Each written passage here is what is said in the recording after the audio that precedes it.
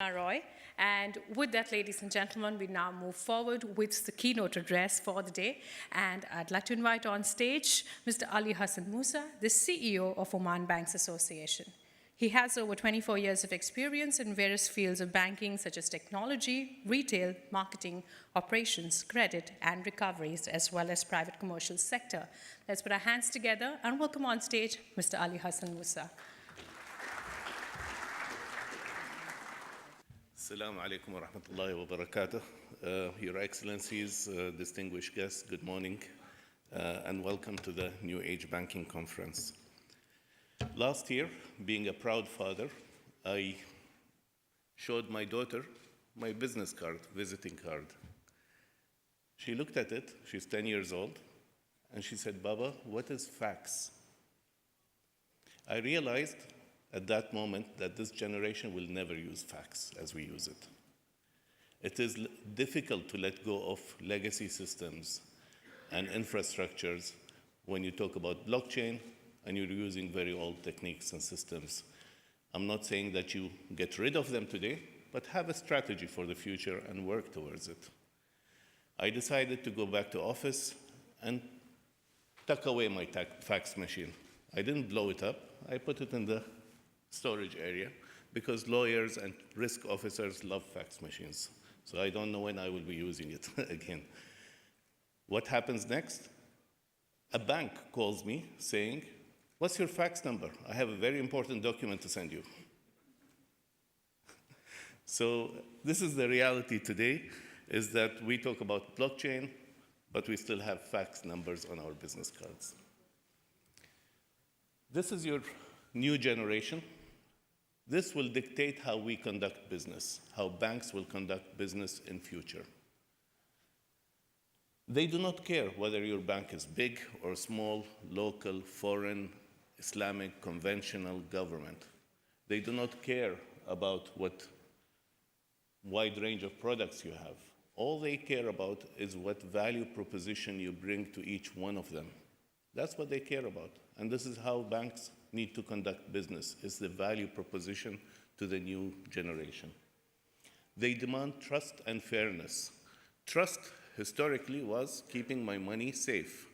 Now trust has evolved. The definition has evolved. Trust now is, do not leak my data. Do not be like Facebook. Do not use my credentials for your sales purposes. They need customized services. They do not need your standard products. They need convenience and speed, not through your branch network, through their mobiles. That's what they need, convenience and speed.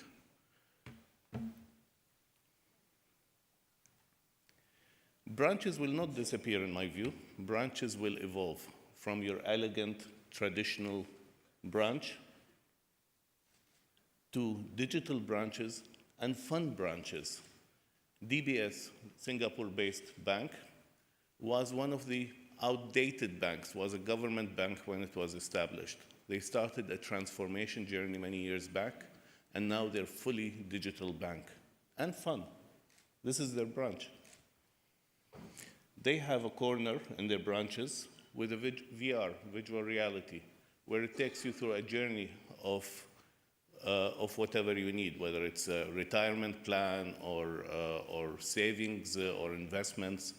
It's self-assisted virtual reality corners. So this is what we have today, and this is what the future is. Today we have branches. Tomorrow we will continue to have branches, but we will have mobile and wearable. Everything will revolve around the mobility.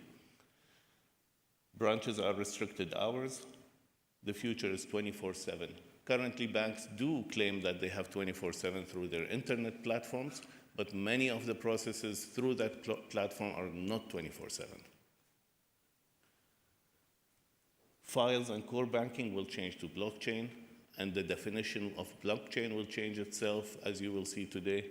It will evolve over time, from turnaround times and service level agreements to real time. Your customers will demand real-time transactions. From cross and hard sell, your new customers will refer your products and services and your brand through their social media, from your servers to open protocol interface or program interface and cloud computing. Currently, you have your branch and your alternate delivery channels. The future architecture is your mobile, and everything else revolves around it. Currently, what you have is you have your legacy system, your core banking system, and in the last 20 years, you have invested layer after layer after layer on top of it, from the middleware, and we have GBM here. They will say we have the best enterprise service bus, to omni-channel and different layers. What you see in the future is a different architecture, completely different, fully digital architecture. This is your biggest risk, cyber risk. This risk exists today. Today, when you build layer after layer after layer on your legacy systems, you may forget one window that's unlocked. And all the hacks that have been happening lately are on old systems, not on new systems. So arguably, new systems do not carry higher risk. Your old systems carry higher risks because they're vulnerable. But this is a risk that needs to be managed. If you do not want to take the risk, if you want to avoid it, you shouldn't be in the business. Banks have learned to manage risk over years, whether it's credit risk, operations, settlement risk, and all the residual risks that come with the main risks. This is another risk that we will manage, and we know how to manage it, and we will learn. Fintech. Fintech came in because of a gap between what banks offer and what customers demand. As simple as that. There is a gap in the market, and fintech is actually addressing this gap. Banks are worried from fintech because fintech are providing financial services in a very advanced manner, in real time, one-to-one. Banks, in my view, should not be fighting back, should be working with fintech. That's my view. Bankers of tomorrow will not be like me. There will be technos, designers of financial services. And fintech solutions are based on a different architecture. Fintech solutions, whatever the solution, are based on cloud computing. This is something that we need to address, and we need to actually dig deep into it. Learn from the young. This is your new generation. Last Thursday, Oman Banks Association, with the support and the participation of the Central Bank of Oman, carried out an event, part of the Arab Financial Inclusion, and we invited students from colleges and universities. I think around six colleges and universities participated. And there were senior bankers in that event. And we learned a lot from the students. Some bankers actually couldn't convince students on certain topics because students and the new generation have their demands, have their views, and we need to conduct business according to them. These are our new customers. Help is always available. And remember, regulators are always on the bank's side because the success of the banking system is the success of the regulator. I leave you today with one thought.